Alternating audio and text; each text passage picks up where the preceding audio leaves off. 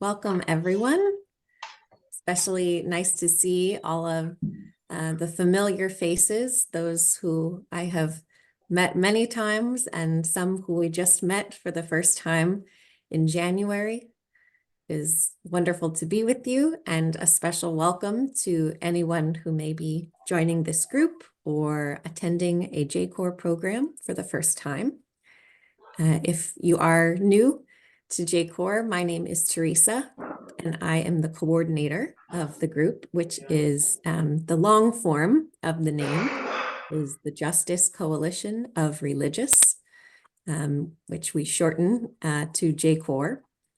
And this is a coalition of non-governmental organizations that represent Catholic sisters, brothers, priests, as well as their partners in mission through work for justice and peace through the United Nations system and throughout the world.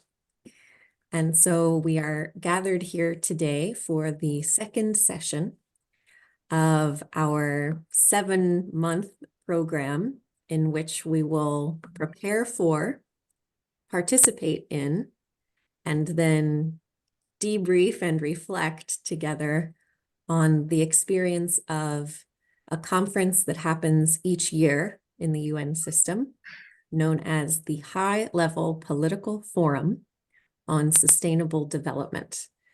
Or we always shorten that to 4 letters because it is such a long name.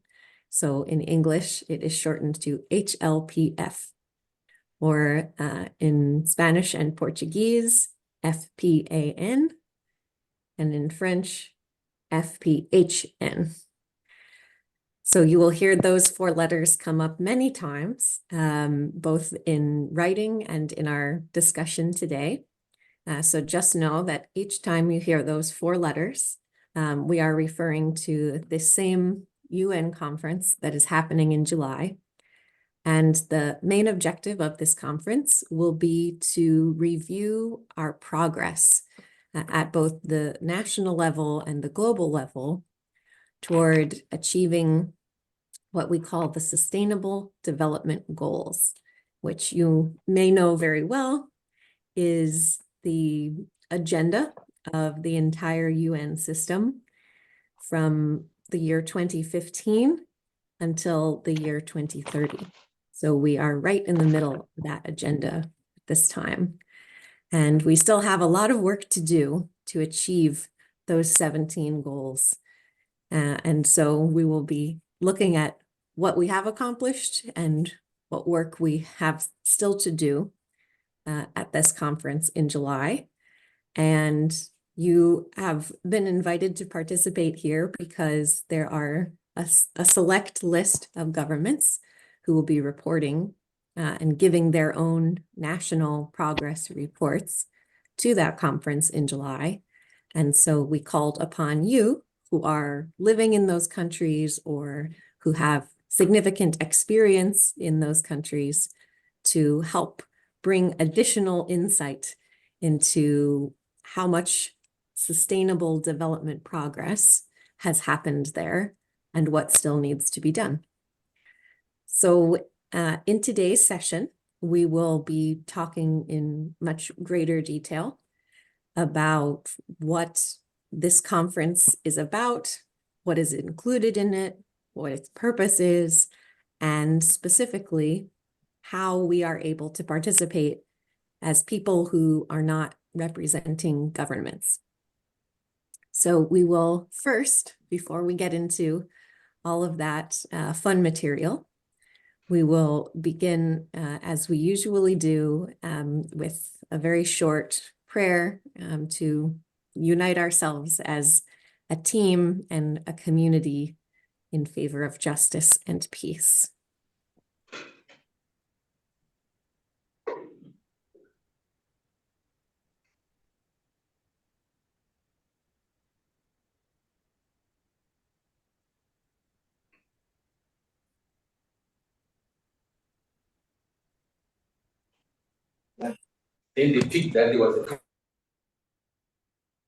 So I invite you into a reflective state of mind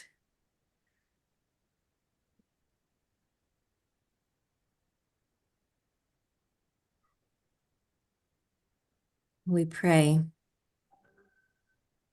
Gracious God, yours is the call in each one of us to give a voice to the voiceless, to speak out for those who cannot speak out for themselves, to be present in the places where they have no representation, and to walk alongside them, empowering them to speak.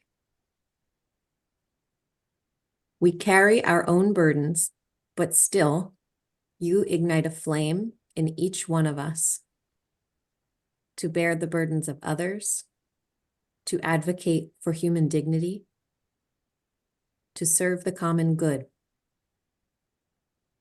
We pray that ears of those in positions of power may be opened to your voice, beckoning them to create the economic, political, and social conditions for the fulfillment of each human person.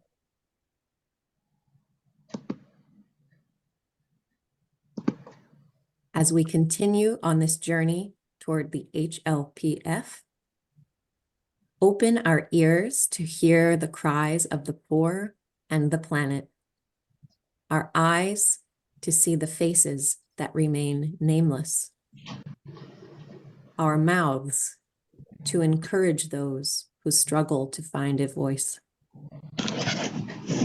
Confirm us as both students and teachers, humble enough to be modified by new perspectives, courageous enough to bear witness to the realities of our countries. Prepare our hearts and minds to hold our governments accountable for the promises they have made to help those who are living without a voice. Prepare our spirits to hold ourselves to the same account. Bless us with the courage and conviction to build your city of justice and peace.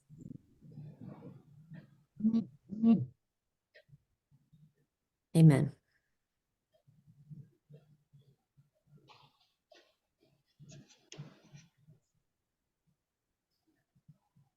Okay, so as promised, we will now move ahead to an introduction to this year's HLPF, as well as a few new terms we will discuss today.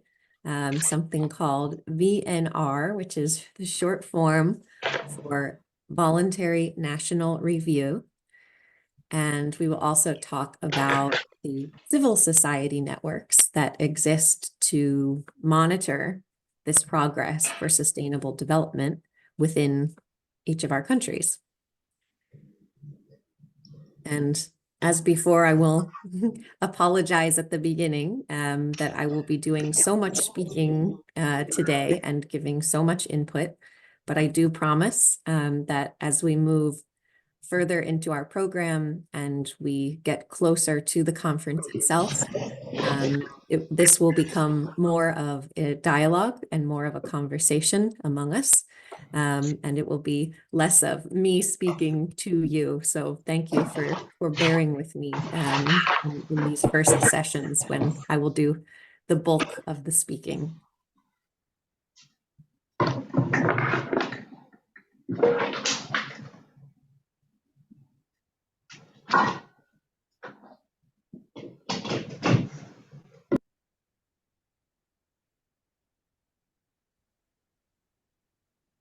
Okay. So the first important point, and I started to say some of this before, but just so we can all absorb it completely, is the first big name or acronym to remember for this process is that of the name of the conference itself that we are speaking about, which is the High-Level Political Forum on Sustainable Development, or HLPF in English. And this conference is so important because it is the primary opportunity for a global level review of nations' progress toward achieving the Sustainable Development Goals, the SDGs.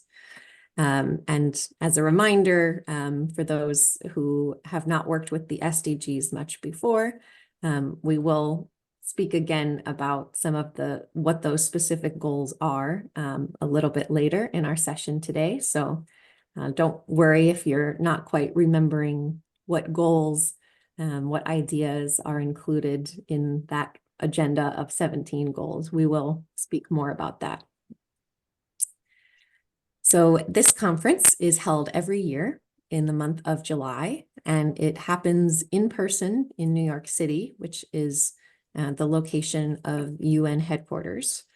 But increasingly, a lot of the content of the meetings is available online by the platform called UN Web TV, where a lot of UN meetings are actually live streamed every day. And many of the smaller events that are part of the conference are actually happening online now too. So even if you're not in New York, there is still significant opportunity to follow the process and to participate in the events that happen during the conference. And during this conference, governments are invited to present progress reports, which they do on a voluntary basis. And so for that reason, the names of these reports, the official name, is a Voluntary National Review, or in English, VNR. If you're not familiar with the UN, you're discovering very quickly that the UN likes to work with a lot of acronyms. So I apologize to be sending you so much alphabet soup, we sometimes call it. But we will repeat these many times, so they will soon become very familiar.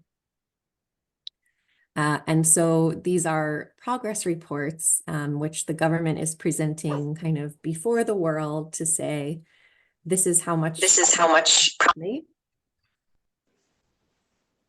toward achieving the Sustainable Development Goals.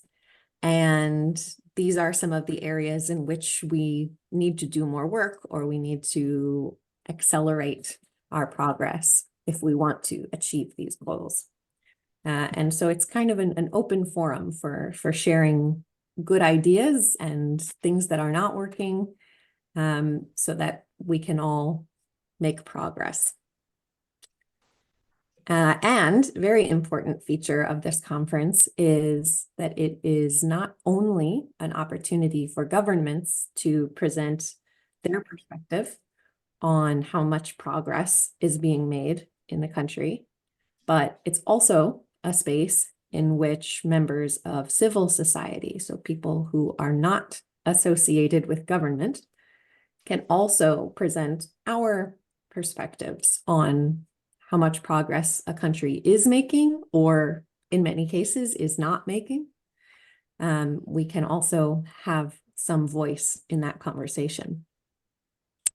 And at the end of the conference, one of the tangible outcomes that we look forward to is that governments will produce what they call a ministerial declaration, which is essentially a document that summarizes some of the themes that have emerged from the reports presented by different governments, that kind of help us to get the big picture of what are the major areas in which we have made achievements thus far, and what are some of the areas in which we need to invest more time or resources in order to get ourselves back on track to achieve the goals. And so these observations and intentions for how to move forward in a more effective way are part of this outcome document, the ministerial declaration.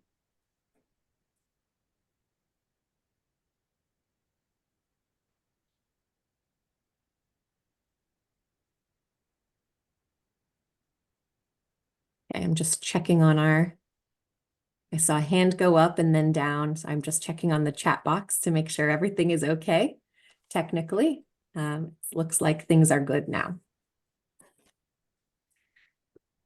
So each year for the conference, there is a specific theme because the Sustainable Development Goals are a very, very big agenda, 17 goals that cover many aspects of what we might consider sustainable development.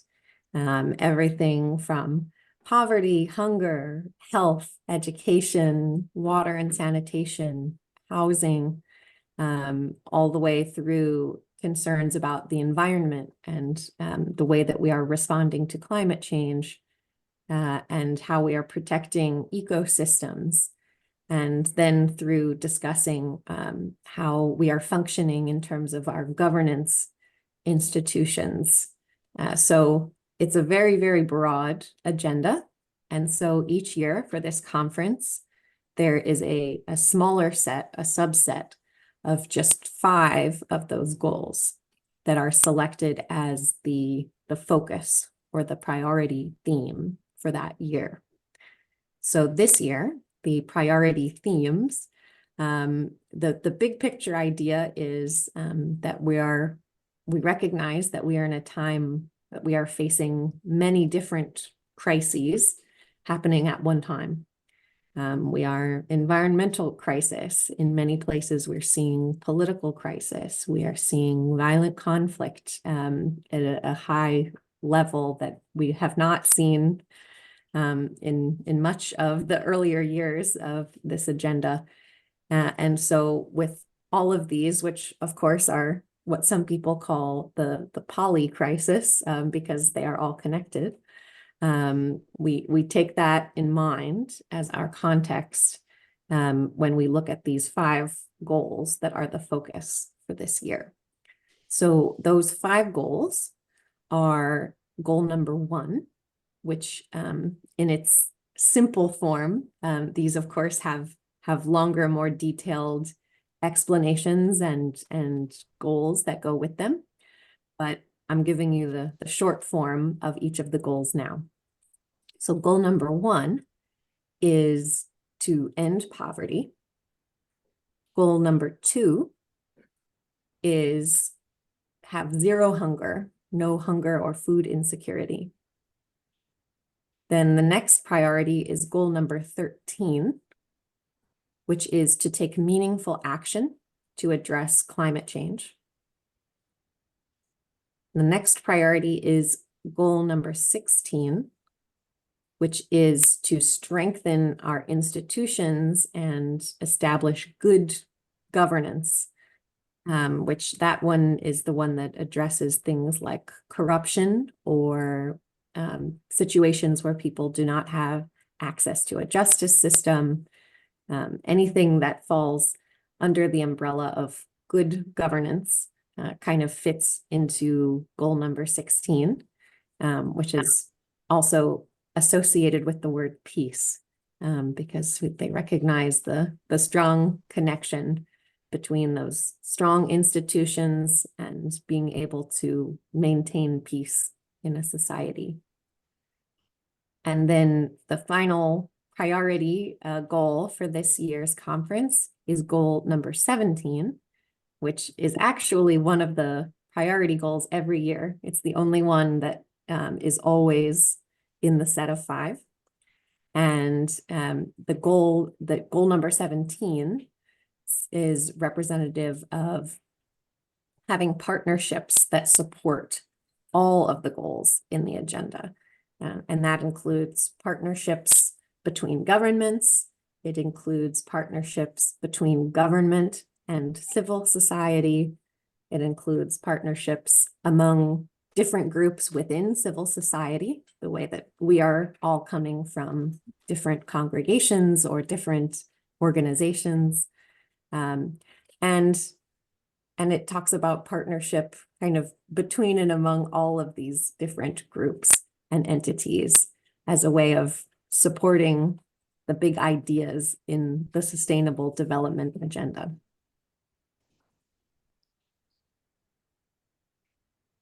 So I mentioned earlier that not every government is reporting every year to say how much progress they have been making.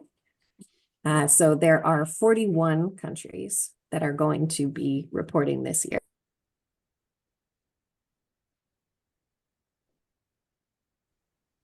And you can see some of those on the screen here, so you can take a look.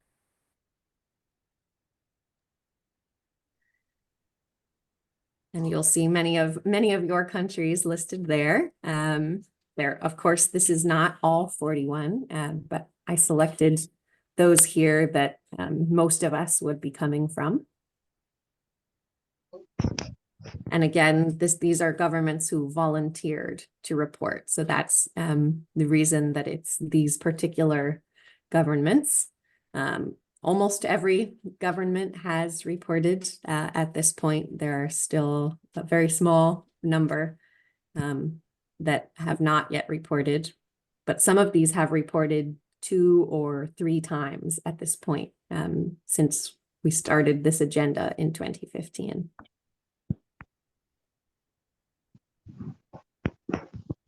So now I'd like to take a little bit of a step away from the technical aspects of the conference itself and how it is organized, just to talk about its larger purpose for a minute.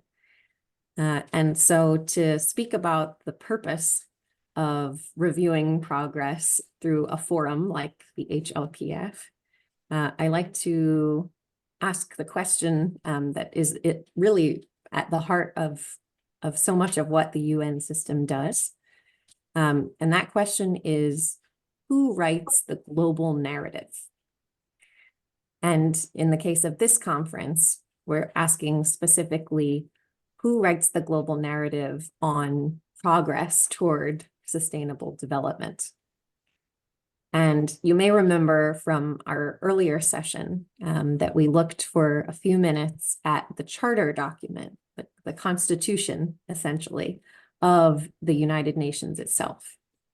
And you might remember that that Constitution document begins with 3 very important words, which is we the peoples, and not we the governments or we the heads of state. And so we can kind of look back to that document as a foundation for this image that you see on the screen before, which is to say that the global narrative and our global understanding of the state of the world is not meant to be a narrative or an image that is created only by representatives of government, but in fact, it's meant to be a space in which all groups of people are able to be represented and to have a voice and to contribute to our global understanding of how well we're doing, what we need to do better, and how we can do better. And so within this big picture of who contributes, who writes to the global narrative, certainly governments are there. You can see that in the top left, that biggest blue circle is for national governments, which in these conversations tends to focus on ministers that work in the areas of finance and planning, in statistics and data collection, in development ministries, as well as ministries that relate to women and children in many countries. Parliamentarians are also part of the conversation, as well as, in some cases, people who work in the local or regional level of government underneath the national level. But as you can see in all of those smaller circles, there are many, many more contributors and many more voices that are meant to write the global narrative. And we recognize that that's not always how the process works, that often those voices are not represented in the global conversation. And that is a huge challenge for our ability to make progress and to move forward as a global community, because if we can't get all of these voices or all of these writers, into the conversation, then it will not be possible for us to really understand the nature of the challenges that we are trying to overcome. So you can see within those many other... Sorry, Teresa, there is something Yes? in the chat. There is a lot of noise in the background. You can skip kindly. Okay. So it sounds like there's some background noise coming from different places. So if everyone who is not speaking could just be sure to make sure that your microphones are muted or turned off, that would be helpful for everyone.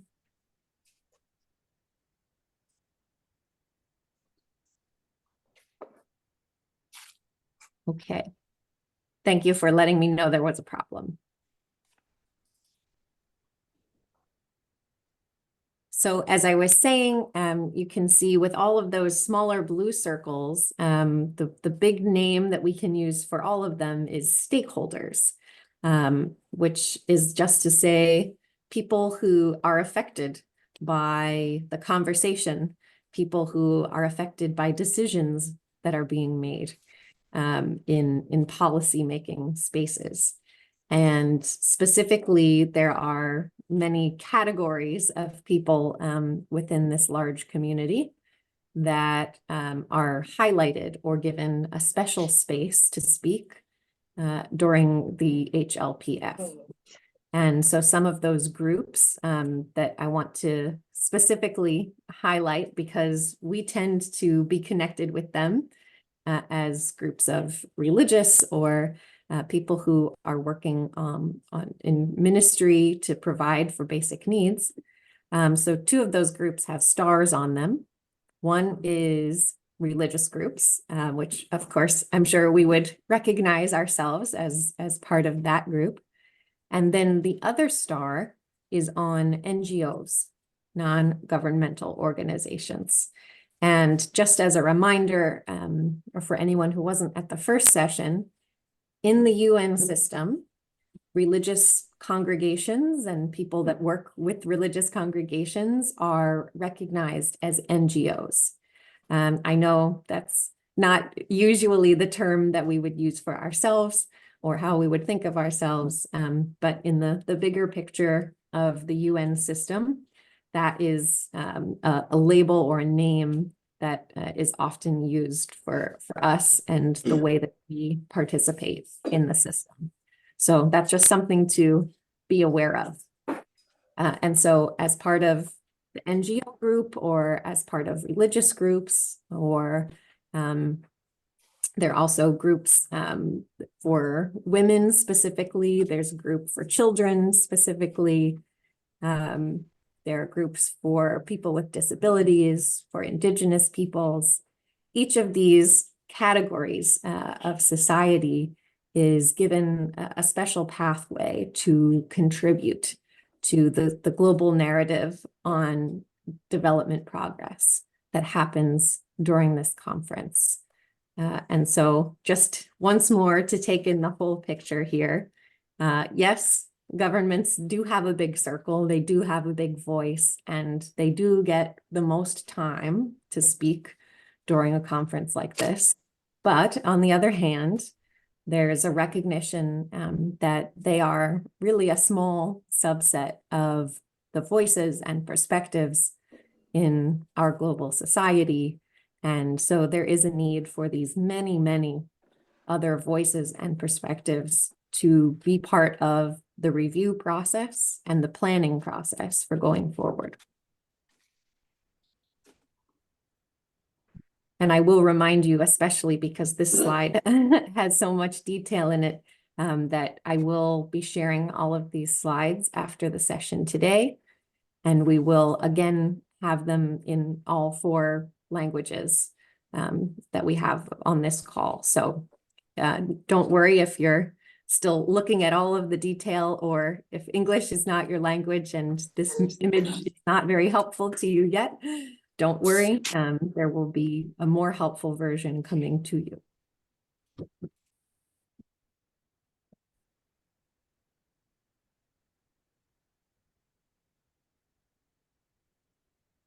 So I just now want to speak a little bit more about the specific ways in which we are able to contribute to this global narrative, and the ways that different groups contribute.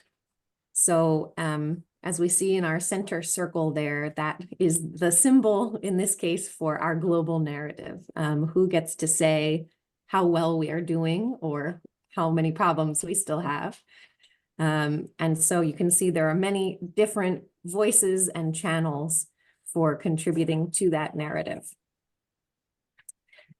First, there is the channel of governments who are contributing in the form of the presentations that they will offer during the conference in July, which again, you might remember are called VNR, Voluntary National Review reports. And then coming upward to here is another important channel, which is that before we have the global level forum on sustainable development, there are also regional fora on sustainable development. And these happen for each of the regions of the world, the macro regions. So one for Latin America, one for Europe and North America are a linked region, one for Africa, one for Asia Pacific. And we will talk a little bit more about each of those because those are happening in the next about 2 months. Each of those will happen, and there are ways that each of you can attend or at least follow what's happening in each of those fora. And so I will speak in a minute about how you can be aware of the conversations happening at that level.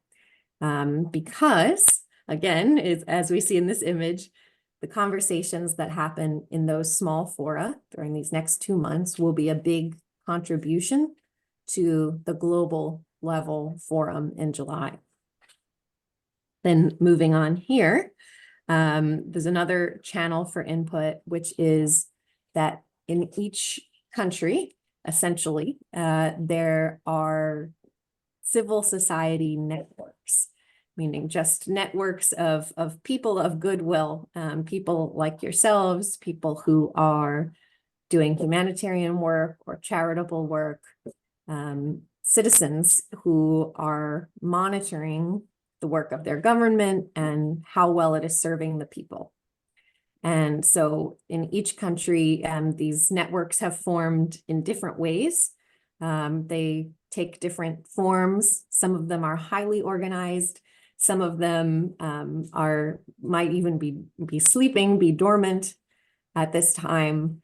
But if after much research, we can find at least one network in every country that is specifically monitoring how well the government is implementing or achieving the Sustainable Development Goals.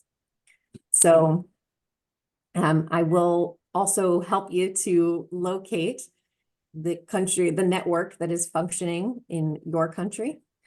And I have links, which I will share in a few slides, to all of the civil society networks that we have located and identified to help you learn more about them, the one that's happening in your country, and to try to find a way to connect with it yourself, because that is another great way to build partnerships with people who are concerned with sustainable development in your own country as a way of strengthening your own efforts to monitor policies and how well they are serving people. Then the next square over here is the official input of something called major groups and other stakeholders, which is just kind of funny terminology from the UN system, which is to say that there's a specific way that this conference allows some of those categories of civil society that I mentioned on the earlier slide, groups like NGOs, groups like women, indigenous peoples, children, persons with disabilities. Each of these are considered a major group within civil society. And so as such, there is a pathway for each of those groups to come together and to organize their own input and their own official statement to this conference. And each one gets to speak specifically about what concerns them as women or as children or as agricultural and farm workers. So that way we have many different perspectives that are making official statements into this conversation.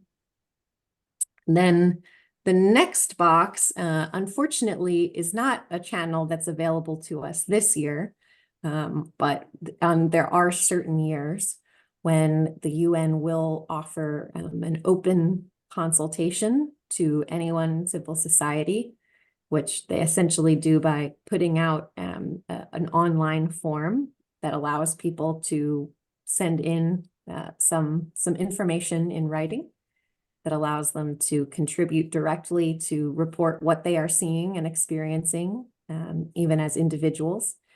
But unfortunately, this is not one of the years when the UN is offering that consultation. So that pathway is not available to us this year.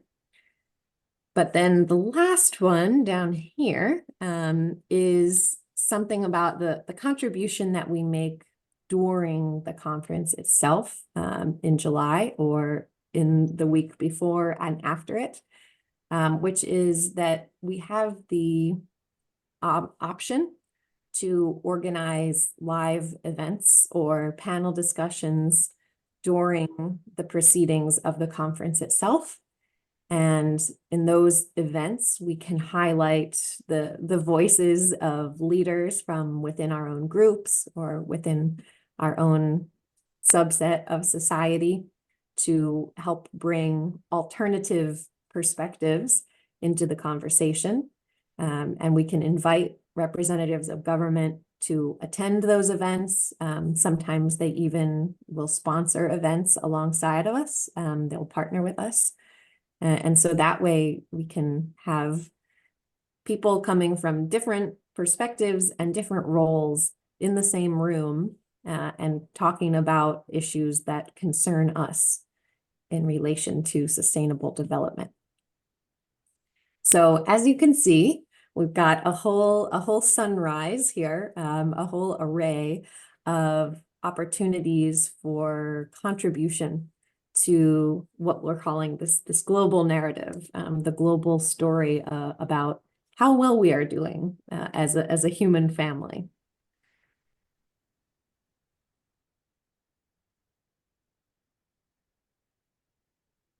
Now, when we get to July, when we get to the forum itself, I mentioned earlier this concept of voluntary national review reports. So this is a really interesting moment for those who are coming from any of the countries that is reporting, because this is the moment when your government has to take their survey of the whole picture of development in their own country and present it to the rest of the world and say, this is what's going well, this is what needs to go better, and these are our plans for how to continue making progress. Unfortunately, because of the nature of how many governments are participating, these presentations are actually quite short, considering that they have to present on a very large collection of topics. So each government actually has only about 10 to 15 minutes to make this presentation. But at least in most cases, the government will also publish a written report that is much more detailed and much more thorough.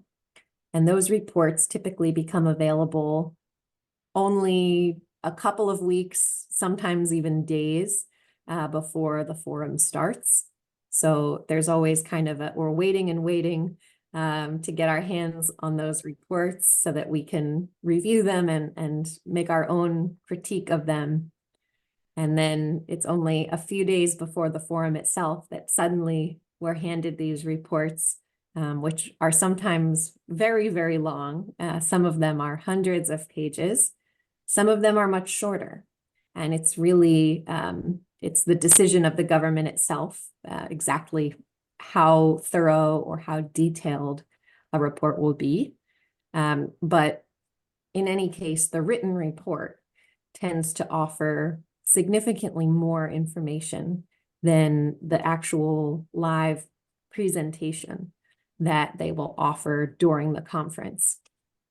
But the live presentation is very important because that is the moment when the most eyes from the most parts of the world will really be paying attention to the government's report. They're probably not going to read 40 reports of 200 pages to learn from each other. So these 15 minutes are really the time to get the key ideas and the key images from the country's review of itself.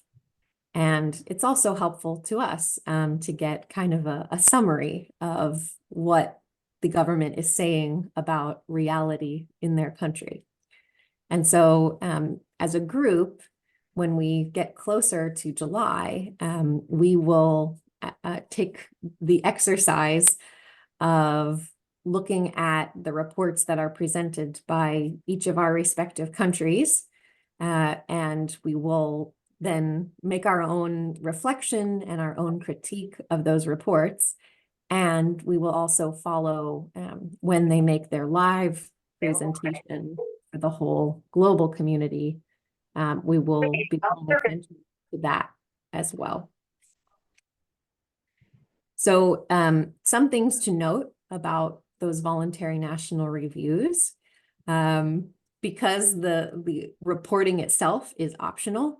So any government who's making a report has freely chosen to do that. They were not forced or required to make the report. And so they actually have a lot of freedom about the approach that they take in creating the report. So you will not be surprised to hear that most of them tend to focus almost exclusively on the positive news or the strengths of the country's progress toward achieving sustainable development. But this, of course, while there might be lots of good news to share, that does leave some gaps in the story because, as we know, no matter what country we're coming from, there's not one country on earth that has achieved sustainable development. Every single country has a lot of work still to do. And so it's important that we don't ignore or allow government to ignore all that work that still needs to be done. And it's also important to note that while governments are encouraged to involve civil society when they're creating their own reports, some governments try very hard to do that. Some governments don't try at all. And then there are some that will kind of try to present the idea that they have consulted with civil society by kind of hand selecting specific voices and people that they would like to hear from, who they think will kind of have a very positive look on the government itself. And so that way they can present the idea that they consulted with civil society, but they can also have some control and they can know that they're not going to get too much negative feedback. So we can always be quite critical and discerning, I would say, when we look at the way that government involves civil society in their own reports. But it's always a good thing if they're even trying to get input from civil society. That is at least a step in the correct direction. So all to say that government will get the most time to speak in this forum, but it still won't be enough time to tell the whole story. And so that's where our role becomes very important as civil society. It is our job, both in general and in this forum, to observe and fill the holes or the gaps that emerge in the reports and the stories of government, so that we can help the rest of the world to hear and to understand a more complete version of the story. This is an important way for us to hold governments accountable for the promise that they made when they adopted the Sustainable Development Goals. That was a commitment and a promise they made to their people. And so by listening to the way that they report on that promise is a way of ensuring that they don't let it go, and that they are aware that we know that they made the promise and that we are expecting them to keep it. And another important part of our role, it's not all about kind of poking or scolding government, though there is some of that, and people do tend to focus on that aspect of our role, and it's an important one. But another very important aspect of our role is also that as congregations and organizations, you are involved in tremendous work that is contributing very much, very significantly to the achievement of these Sustainable Development Goals. And so you have a lot of wonderful, valuable experience and good practices to share and to offer in this conversation. You have great insight and information that can actually help guide governments. And so in some ways, we can think of ourselves not only as kind of being guardians of the people and trying to keep an eye on government to make sure that they are behaving well, but we can also think of ourselves as consultants in a way. We are trying to offer our expertise and our experience to help work with them, to guide them to implement better policies and better programs that will actually help the communities that we serve. And so there's a very positive aspect to the way that we can relate to governments in this kind of space as well, by saying, here's the work that we're doing. This is how it's contributing to this goal, because you are working toward the goal of ending hunger. We're also working toward the goal of ending hunger. This is how we do it. This is what we have learned. And we'd like to share some of those lessons with you, so that we can make progress faster. So while there's something of a tension between civil society and government in these spaces, there's also partnership. There's also mutual support. And like many things in life, we can do both of those at once. We can allow for both of those things to be true. We don't have to support everything that the government does in order to recognize that government has an important place in society and that it's part of our role as citizens of the world to help government do the right thing. And so we can do both of those.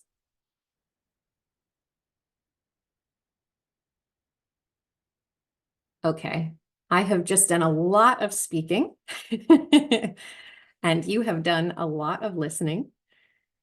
And so I just want to pause for a moment and check in with all of you and ask if there are any questions that have come to anyone's mind while I was explaining many acronyms and many little aspects of this conference.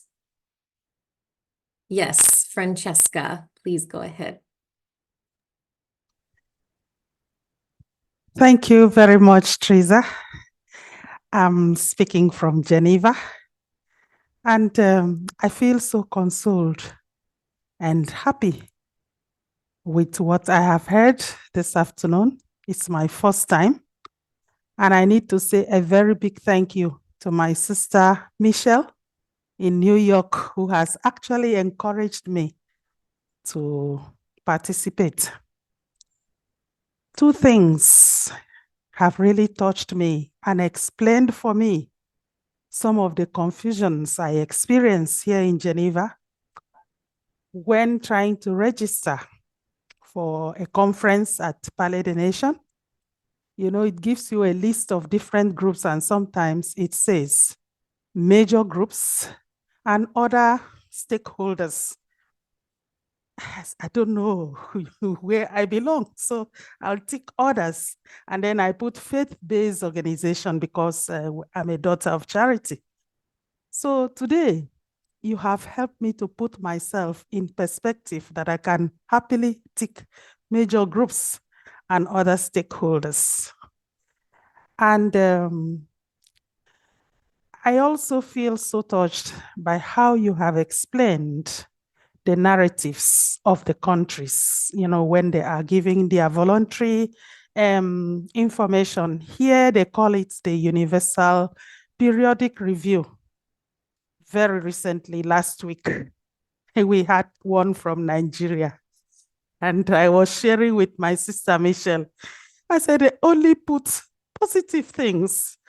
They didn't bring, but in your explanation, you have given me a reason to be a little bit more balanced in my judging the countries critically because of the lack of time. And you have mentioned the gaps and my duty to be able to follow up in order to give a narrative that gives a balance. So I feel quite happy, you know, with the information that I have received. And I thank you for promising to send us the slides, because one of my activities in working with my sisters at the grassroots is to help them to understand the works of the United Nations. So maybe some of these beautiful slides, you know, with your permission, I could use them to share the information, because there is always a question, but what is United Nations doing? How do they operate?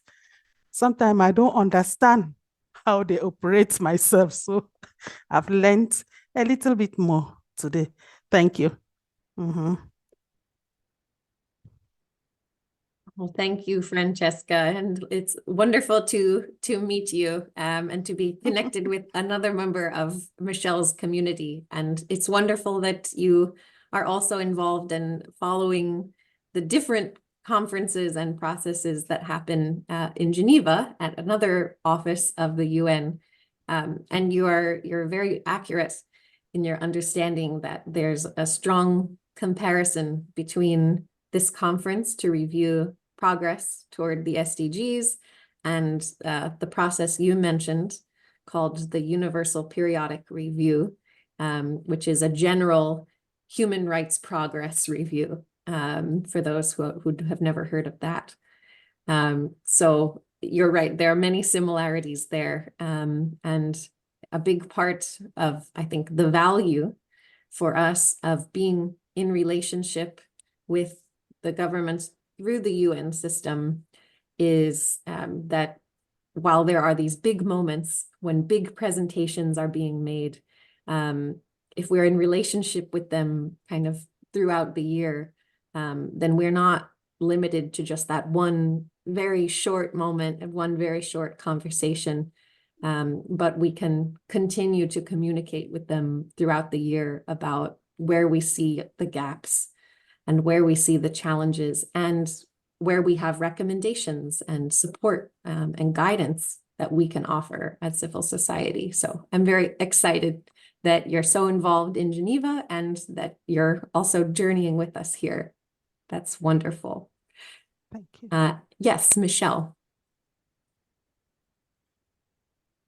Yeah, first of all, I would say thank you to Francesca but also to Teresa. You were very clear, Teresa, as usually. And it was really wisely said.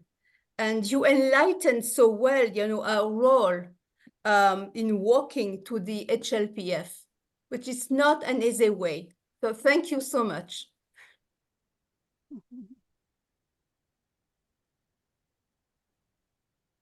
Thank you for the encouragement, Michelle. Are there any questions or anything that could use more clarification? Hola, Good morning. My name is Rafa. I'm in Costa Rica. I couldn't find the hand to raise it. Thank you, Teresa, for this presentation. And I have two questions. The first one is that there are voices against the SDGs as a way that has been manipulated. So I don't know how you focus on that. How can you help me give an answer to them? Because we have heard voices saying that there is an international power that has other aims in favor of abortion, for example, and that they are using the SDGs to achieve their hidden agenda. And my second question is, how can we work locally from our role to contribute to these international global spaces? Because we don't understand, I couldn't understand how this is programmed. How can we contribute from our local area? Excellent. Thank you, Raphael. Okay, so first to the question about, you know, is there a hidden agenda beneath the surface agenda of the Sustainable Development Goals? My response to that is I go back a bit to that image that we used earlier of the head with the many kind of different thought bubbles that were within that mind when we were speaking about the global narrative. And I think my response, if someone was asking me or bringing that challenge to me, is to say the word development, even sustainable development, has been interpreted many different ways by many different people throughout history. And up until now, I think it has been very, very focused on, for example, making every economy larger. And we believed that by making an economy larger, we would automatically solve all of our other problems. And as a result of that, we created economic structures that just started destroying the earth, started pulling every bit of nutrient and good health out of the earth. And so I would say we can look at that now and see that's a very incorrect idea or interpretation of development or an incorrect interpretation of progress. And we're learning that as a global community, but there are still many debates that are in progress. There are still many different interpretations of what progress really means and what it looks like. And they're all part of this global conversation, all part of this global narrative. So I could see how recognizing that people have different approaches and different opinions about what progress is could sometimes contribute to people feeling that, well, you say you're working for this, but I'm worried that you mean that. And I think the answer is that the big picture of the Sustainable Development Goals, the simple version, end poverty, end hunger, get good health care for everyone, good education for everyone. These are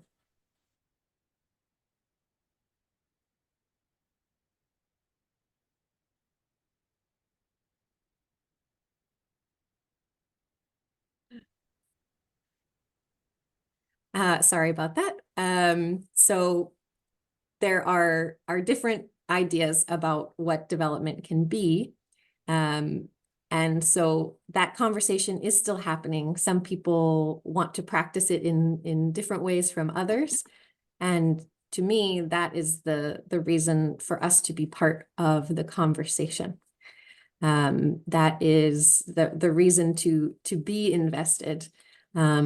Not so much to engage in, say, battle with other people, but to continue developing our ideas, to continue to stay in relationship with people who have different ideas about what progress might be or what development might be, so that hopefully by having a conversation that really represents the whole community, we can find a better definition, and then we can be aiming for the best possible definition of development. So in short, from my perspective, I don't see that there's so much hidden agenda with kind of a nefarious or negative objectives that are hidden underneath the nice, beautiful, exciting objectives of the Sustainable Development Goals. But I do see differences of approach in the global community.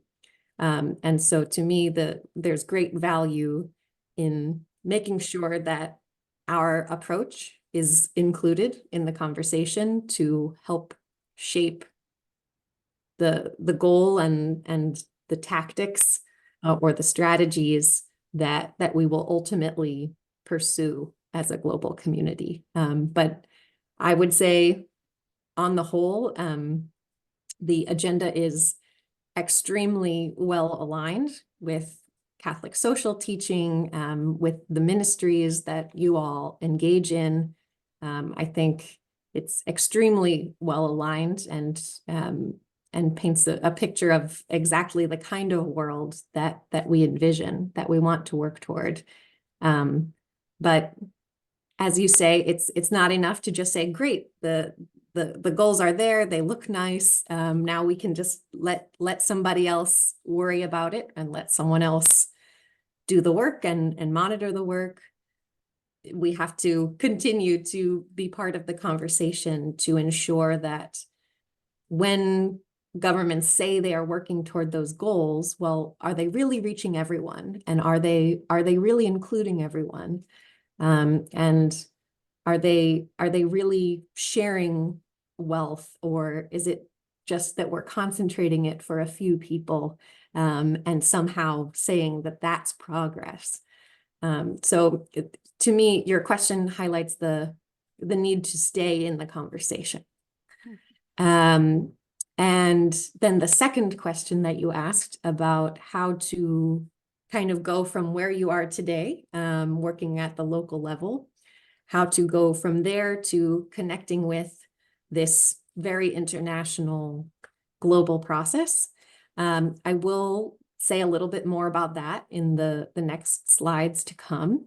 But the key steps will be first finding a way to meet and connect with other members of civil society inside your country who are already doing work, kind of monitoring or reporting on how well SDG progress is being implemented. And through this program, in our later sessions, we will also start talking about how we ourselves can take some responsibility for reviewing what our governments are saying and then responding to them, which we'll offer a space to do. In the month of July, we will have a series of online discussions in which you all will have the opportunity to share your reactions, your reflections, and your contributions to how the government has presented the reality in your country. And so in that way, just through a space just like this, in the same way that you connected today, you will have the opportunity to share your insights and your reflections. And we will make efforts to bring those ideas through the representatives of religious congregations who work at the UN, through the team of JCoR, which includes myself and others. We will work to bring those ideas into our meetings with governments and into statements that we submit. But I will say a little bit more about the details of that process going forward. So I will stop there, but I promise I will return to that idea. And now I'd like to call on Augustin Mary. Yeah, thank you so much, Teresa. I am Augustin Mary, working in Chad Mission. This is my first time of participating. Thank you for your explanations, although still new to me as a first time participating in such a program. And my question is, when you made mention of government here, I guess it is the government of the country. And as a missionary working in a foreign land, what will be our own role? What will be our own contribution to the government of the country where we are working in order to bring in this SDGs active in the country? Because here, for example, here in Chad, there are a lot of things. People are still very backward, if I will use the word in quotes. There are still a lot of things that need to be done, like schools. They are still living they are still somehow, in quote, 80 to 90% living in poverty. So now, as a missionary working in a place like this, what will be my role to the government in order to make sure that this sustainable development is active and the voluntary national renew is also active in the country whereby I'm working? Thank you.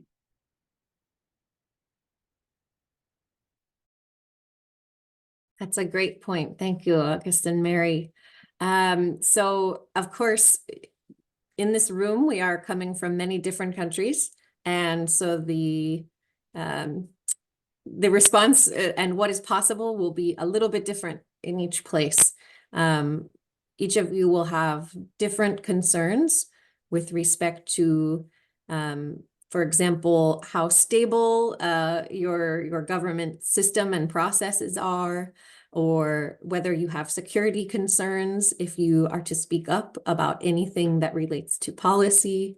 You will have different perspectives on how well government listens to civil society in general, and different situations about how active civil society is in receiving information about policy, how much they're able to receive information, and how much they engage with government. It will be different in every place. But I think so recognizing that, our approach will need to be different in each place, but I think in general, something is always possible. In terms of, we're all working at least at a community level with a group of people, even if you're not in your own country of origin, or you're in a country where you are not a citizen, and that may limit your ability to speak directly into spaces of government, although sometimes you may still be able to. But if you're not able to speak directly to government or in a government forum, then your role might look more like gathering whatever community you work with on a regular basis and just trying to be someone who provides information that people are not getting about, for example, what their government is reporting at the United Nations. Maybe you're sharing some key ideas, not a 200-page report, but some main ideas that come from the government's report, to say to whoever you work with, this is what your government is saying about life in this country.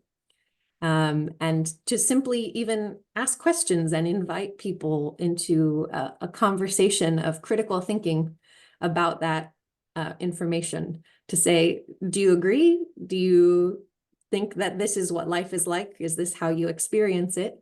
How would you tell this story if someone asked you, is there a lot of hunger in this community? Or how high quality is education here? So even simply facilitating conversations in whatever community you're already working with, and then offering information, offering resources that allow people who are citizens or who do have the right to participate in government, to provide the information and to help people feel the confidence that they have the right to speak, and if they can, then a responsibility to speak for the common good of all.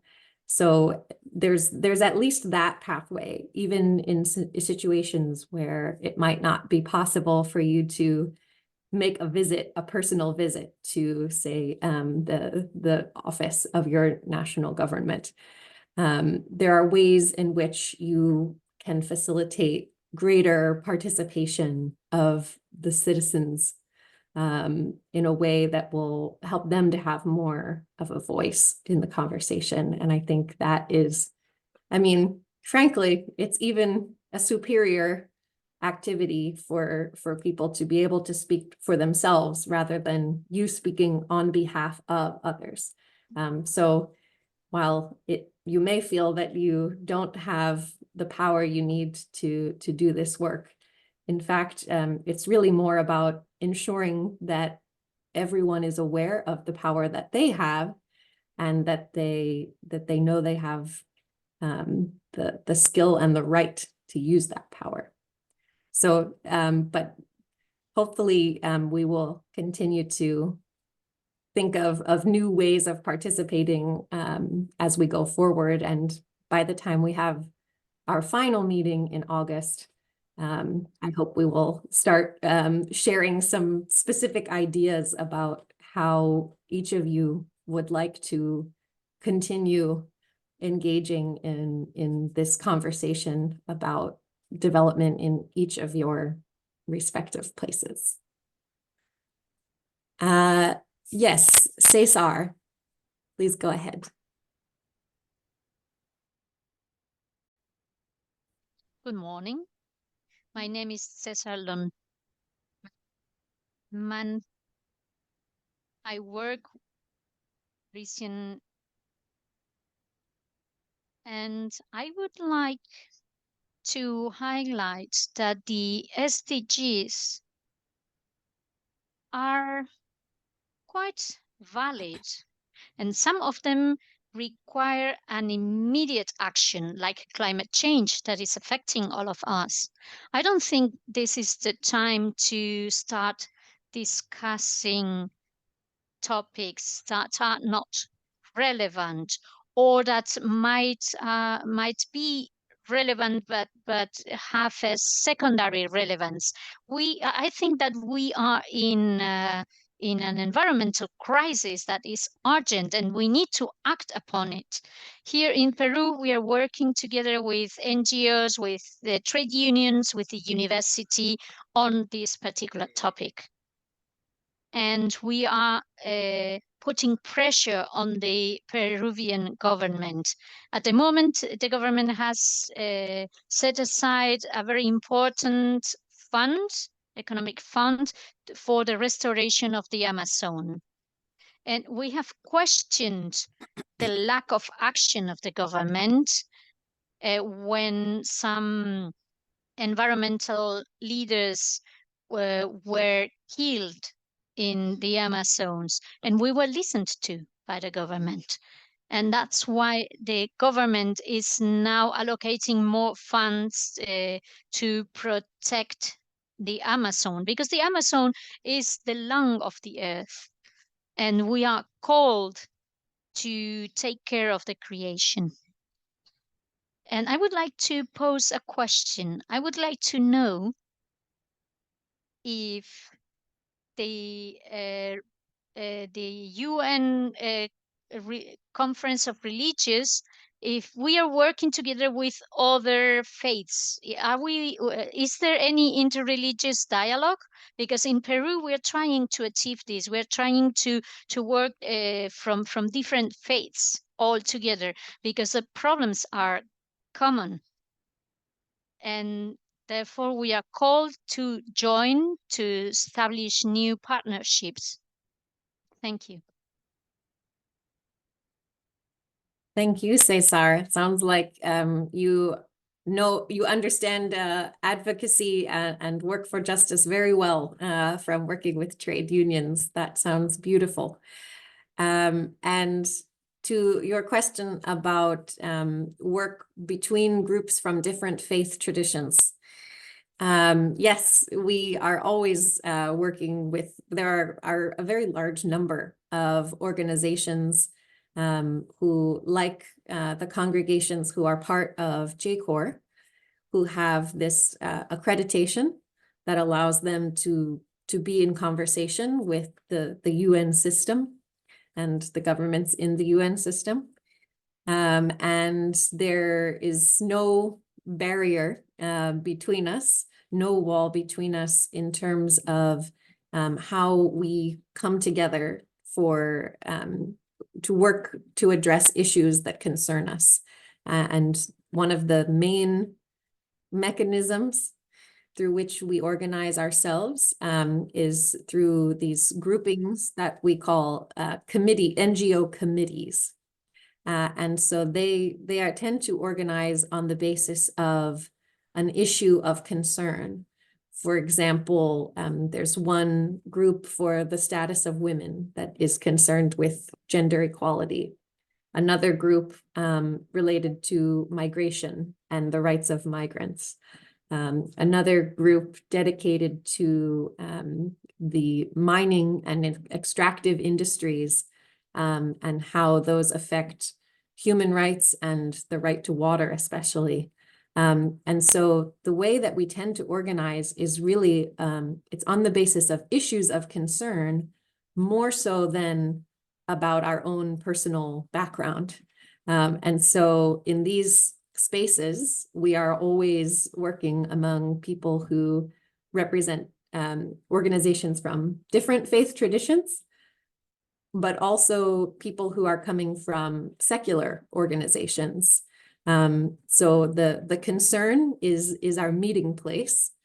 And then we are each able to bring the gifts and the insights from our own background and our own tradition into that common meeting place, which makes for very vibrant communities of activists and advocates.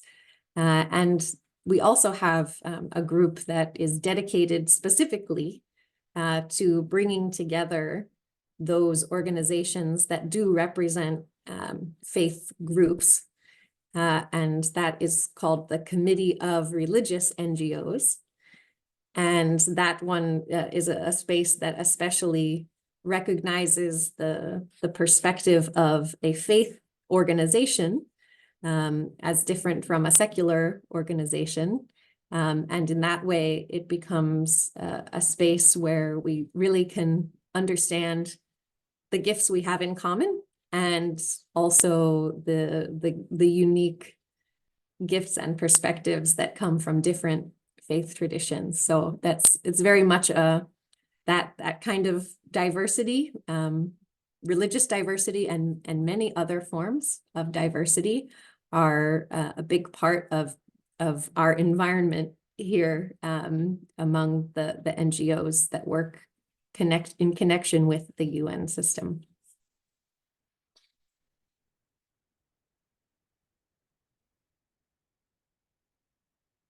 Are there any other questions at this moment?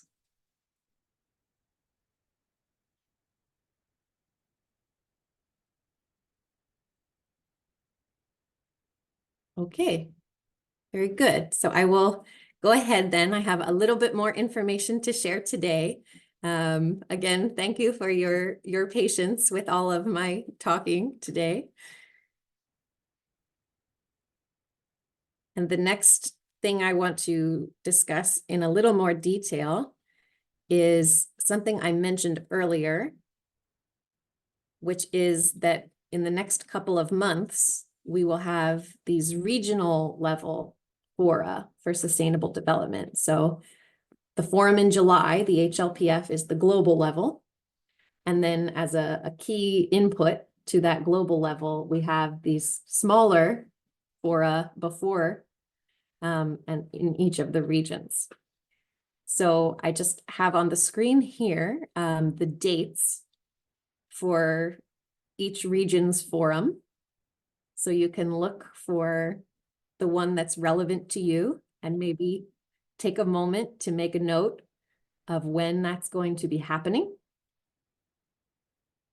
And the purpose of having the smaller level forum in advance of the global level forum is to have more time and more space to talk about the realities that might be unique to your region, or maybe something is a higher priority or a higher concern in your region than in another region.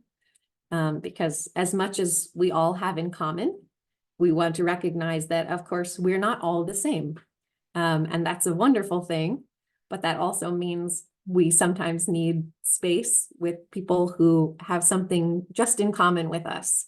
And so having these regional fora is a way to have that smaller conversation with people who have a geography more in common with you before going to the bigger forum where we're going to see what we have in common and to learn from each other on a global level. And an important note about each of these fora is that while each of them does include meetings that are happening in person, they each have some pathway or some opportunity to at least follow the meetings online. So they each kind of have a different way to do it because they are organized independently by the regions.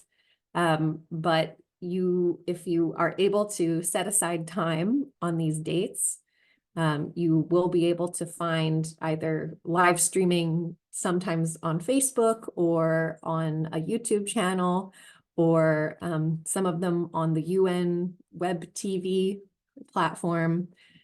Each of them offers some way to follow the meetings that are happening. And some of them also include kind of little events that are happening by Zoom. So it's same forum as this, same platform as this call, where you can you don't simply listen, but you can actually interact. So there are a few different ways that you might be able to participate in these. And I will also note, even if you are not available to follow the meeting on the day that it's happening, most of these, if it's live streamed, it will also be recorded. So that means you can watch it later when the time is more convenient for you. But if you can, just quickly note, look for your own region and make a note of when that region is having its forum, so that you will know when you can at least be attempting to watch the meetings or attempting to look for the recordings. And you can see here, everything that's in blue is a hyperlink. So I have links to each of the places where you can follow the meetings for your region.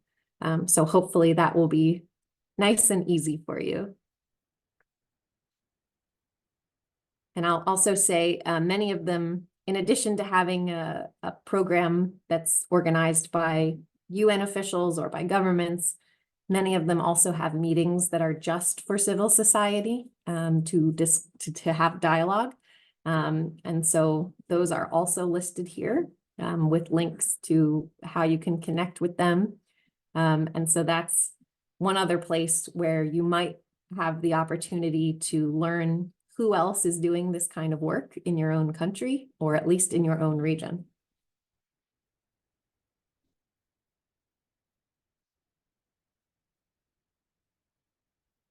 Okay, now I also want to return to this idea of civil society networks that are operating within your own country and who are already monitoring how well your country is doing in making progress toward the SDGs. So based on our research, we can find at least one network like this that is operating or has at least been organized in every country. So we should be able to connect you with at least one network from your country.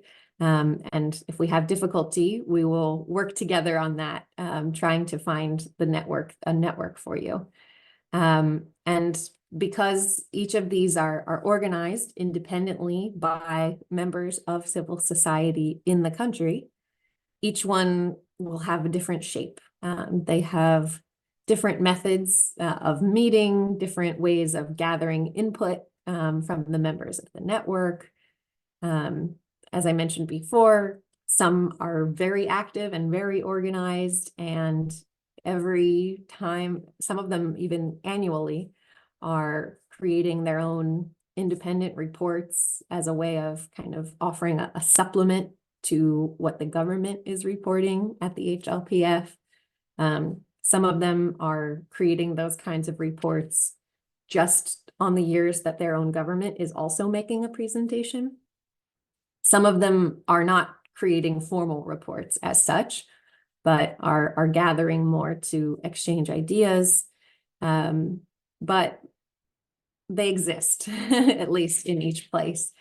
And they are typically open to participation of any individual who is representing an organization or an institution, the way that you all have a connection to a congregation or an organization sponsored by a congregation.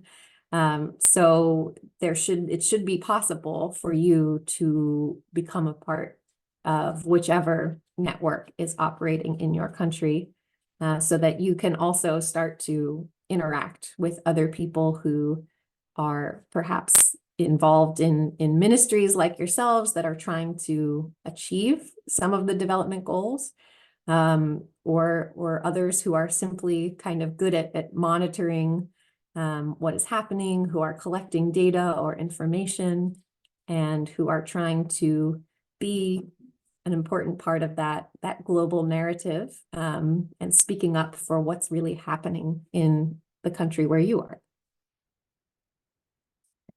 And so this is not the full list right here, but just to give you a visual of what we will share with you, we have this directory. And so beside the name of each country, there are links that go to a website or a Facebook page of whatever network is operating in that country. So as you can see, there are some countries where we have found there are multiple networks. For some of them, we've only found one network. There are some that may not have a website, but instead we have contact information for someone who was in a leadership role within that network. So we've done our best to put together a thorough collection of the different groups that you could try to connect with. And so as one of your assignments between now and our next meeting, we will be sharing this directory with you and encouraging you to try to make contact with the organizers of the network and to see what way it might be possible for you to become a member or to attend a meeting or to be part of their exchange of information. Another important opportunity that is available to you is there are official channels through which we as civil society get to speak directly into the official process, the official program of the high-level political forum. And those are organized through, again, that funny phrase of major groups and other stakeholders. And so that is a team that is self-organized for civil society. And what they do is they are trying to form small teams that represent each of the countries, the 41 countries that will report to the forum this year. And so I really, really encourage you, if you think this is something that you are able to participate in, this is probably the most direct way that you can have a voice in what is said to representatives of your government during this forum, with the least kind of twists and turns in the pathway. This is the most direct way to speak to government. And it will be during the main program of the forum itself, not kind of in an event to the side. So it's really kind of the most central forum in which you could have your voice as well.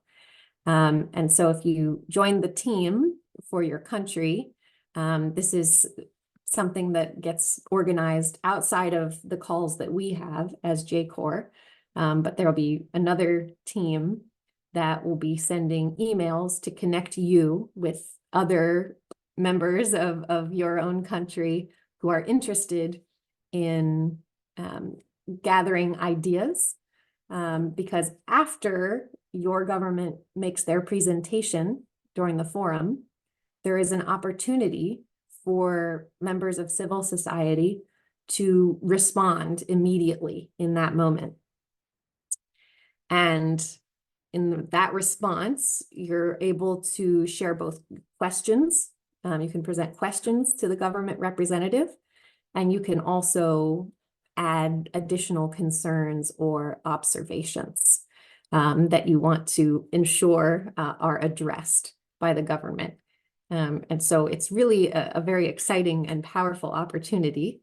And I really encourage you to consider joining the team for your country if you're from one of the 41 countries who will participate this year. And so there's a link here that I'll share with you in the slides that allows you to sign up to register for the team for your country. And you have to do that by the end of this month. That's when the teams are finalized. But it's really a really excellent and exciting opportunity. So I hope you will consider being part of that. And then there is another way of contributing your voice through the major groups and other stakeholders, which is a written contribution, because there is a position paper, they call it. So it's a lengthier written statement that is submitted to all of the governments on behalf of civil society. And it focuses on those 5 areas of focus, the themes for this year, which were poverty, hunger, climate action, good governance, and partnerships. And so there will be a section of the paper dedicated to each of those themes, as well as a highlighting of the way that those issues are related to one another. And the process for drafting this paper will probably begin later this month, and it will continue through the month of May. And it's typically done all by email and collaborating on a shared document together. So it doesn't require having a lot of, Zoom calls or scheduled meetings. It's simply done by an exchange of emails. So if you would like to add your voice or your perspective to this written paper, that opportunity will also be available, and I will share the link to help you connect with that possibility as well.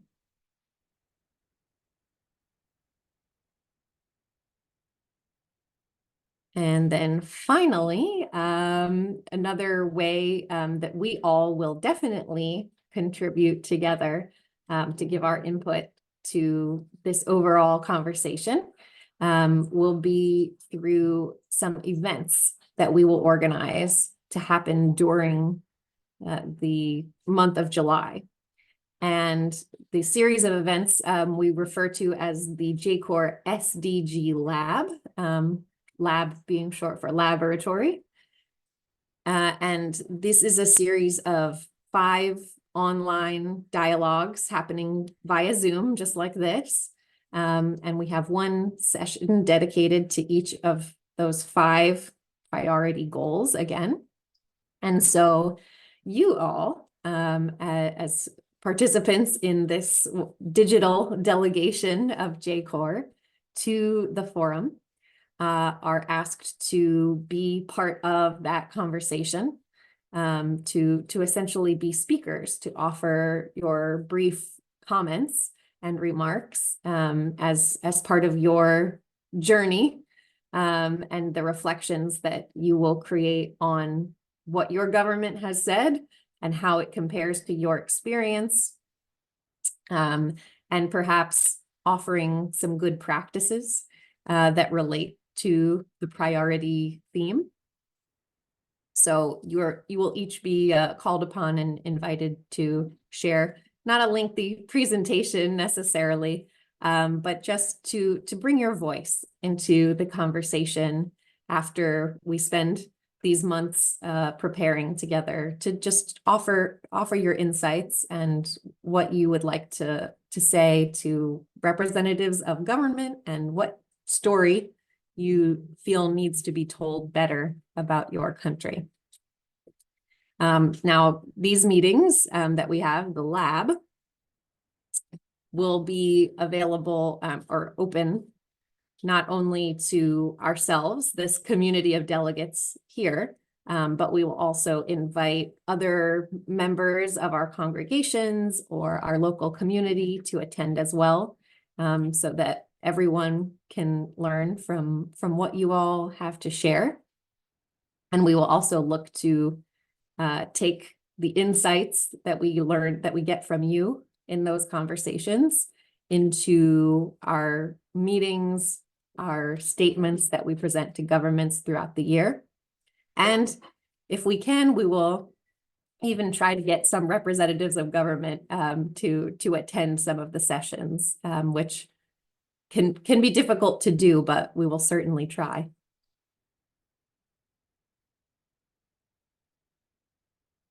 So a quick recap of what will happen between now and the next time we will gather, which will be the 29th of April.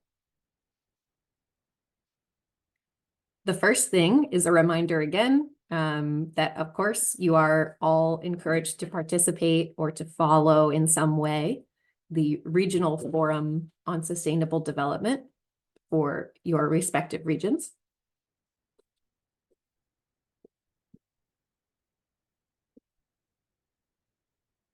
And just here is a little food for thought as you are watching those meetings. Some questions that might be helpful to reflect on are, where does my experience align with the reports and the perspectives that are being shared in these sessions? And then on the other hand, where does my experience conflict with those reports and perspectives? And then the final question is essentially, what is missing? What are the additional insights or recommendations that I would contribute to this conversation based on my experience.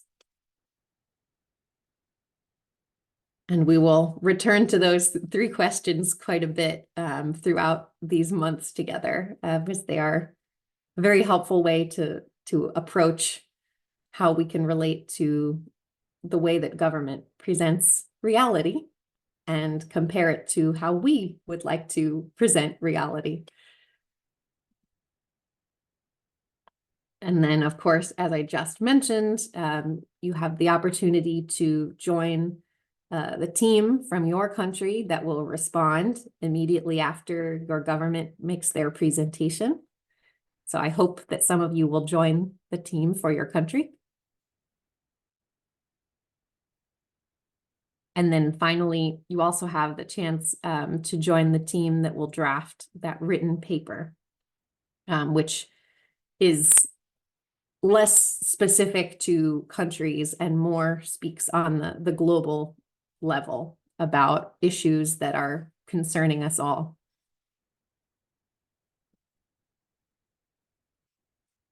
And then another task assignment for you in this month and a half is to use that directory that we will share with you to try to connect or introduce yourself to the network of civil society that is monitoring SDGs in your country. And some guidance on how to do that in a very quick and simple way is simply to send a message to them in some way that introduces yourself with, say, your name, your congregation, something very brief about your particular areas of concern or what issues you work on with your ministry, and maybe where you serve in the country, just to give them a little bit of a sense of where you're coming from.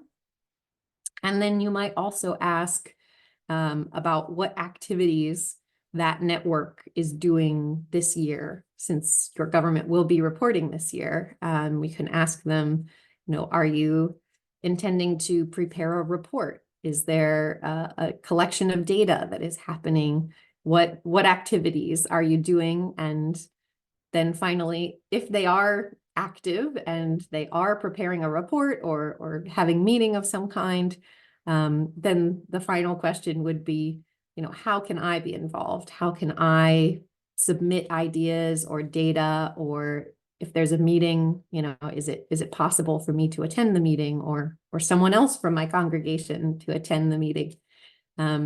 So just a few kind of key points to help make an initial connection and to see what is possible through the network that's in your country.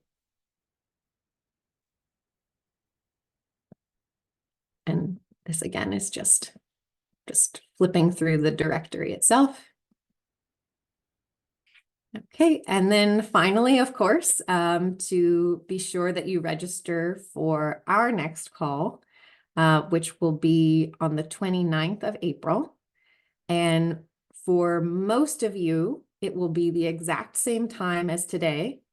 But for anyone who is joining us from Europe or from North America, or I believe Egypt as well, we will all have a time change between now and then. We will turn our clocks in that strange way that we do. So that means that for those of us who change our clocks forward between now and April, just remember that for you, this meeting will be 1 hour later than today. But for everyone else, if you don't change your clocks, don't worry about it. This meeting will continue to be at the same time that it was today. So be sure to register for that call. And then in the meantime, also watch your email boxes for messages from me. I will be sharing first a recording and the slides from today's call so that you can revisit any of that information and find all of those helpful links to civil society networks and to other forums. If you want to sign up for the VNR team, all of those links will be there. And then I will also be sending another email just to members of your region to try to organize us into setting a specific day and time when we can have a kind of a casual call just between you and other members of your region so that you can introduce yourselves and get to know each other. And so we will attempt to schedule those casual conversations between now and our next global call in April. So in short, watch your mailbox for emails from me, and I will share all of these resources and links and reminders with you that way. And as always, if you have any other questions along the way, you can always contact me by email as well.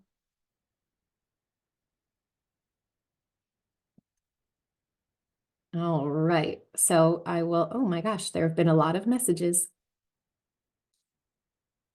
Great, okay. Oh, nice conversation happening in the chat box.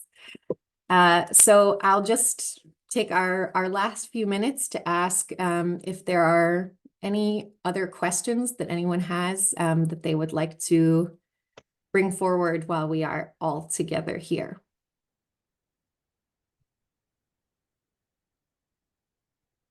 Teresa, Yes, Jane. this is Jane. Sorry, I can't find my hands up icon. Yeah, thank you so much for your presentation. Again, it is helping us to understand better, especially the channels, different channels where we can contribute in the implementation of SDG. And my questions are, for the major group, do our congregations need to be a member of the major group? I know there is a major group entity here at the UN. Do our congregations need to be a member of that NGO to be able to participate in the gathering of content for the SD, for the VNR? And my second question is it does the NGO only have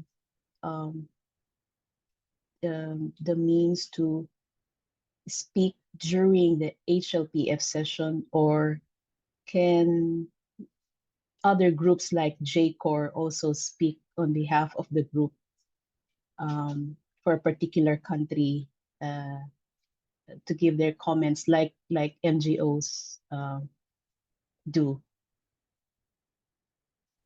Great questions. And for those who are not working directly at the UN yourselves, some of that may not have made sense, but I can tell you, you don't need to worry about it. So if any of that confused you, don't worry. You don't need to know it. For those who are working in the UN directly, you do not need to be kind of in the official membership of major groups and other stakeholders or the NGO major group to participate in the VNR country teams that respond to the government. You don't need to be a member, and to contribute to the written position paper, you do not need to be a member. Both of those opportunities are open to people from every organization, even if you never attended a meeting of those groups before. So no need to worry about that. And then secondly, unfortunately, the opportunities for speaking live, speaking in the moment during the forum are very limited for civil society.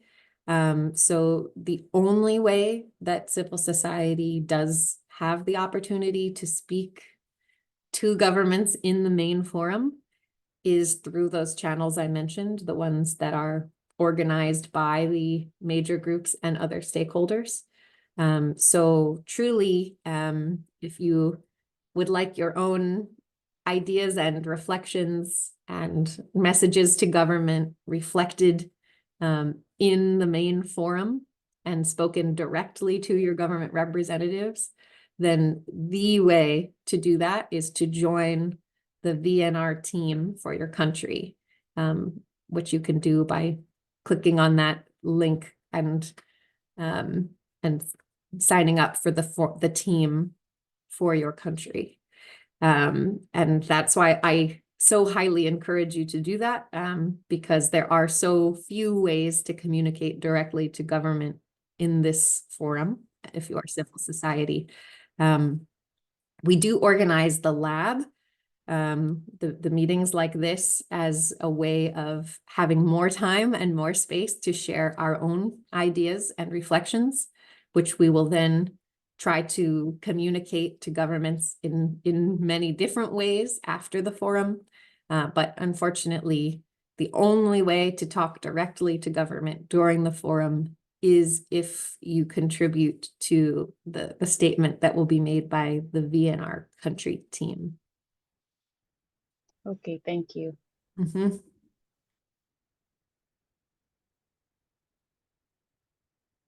Are there any other questions?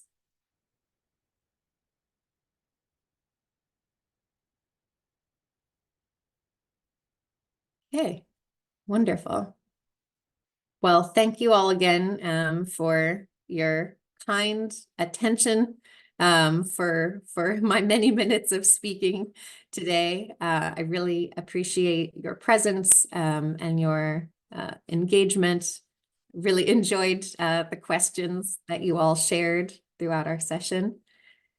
And I will be sending again all of these slides and the recordings to you after today. So please watch your mailbox for all of this information. And again, if more questions arise for you later on, I am here to help and will be happy to hear from you.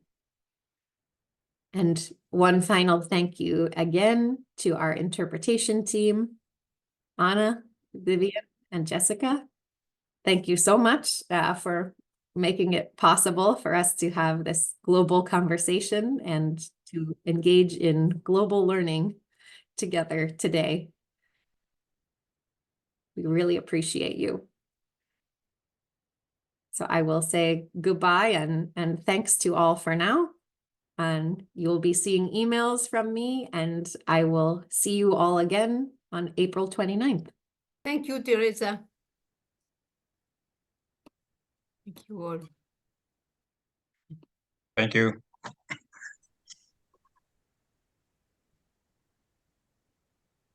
Thank you so much. Thank Thank you. Muchas gracias. Thank you, Thank Teresa. you. God bless. Very clear. Gracias. Feliz día. Thank you very much.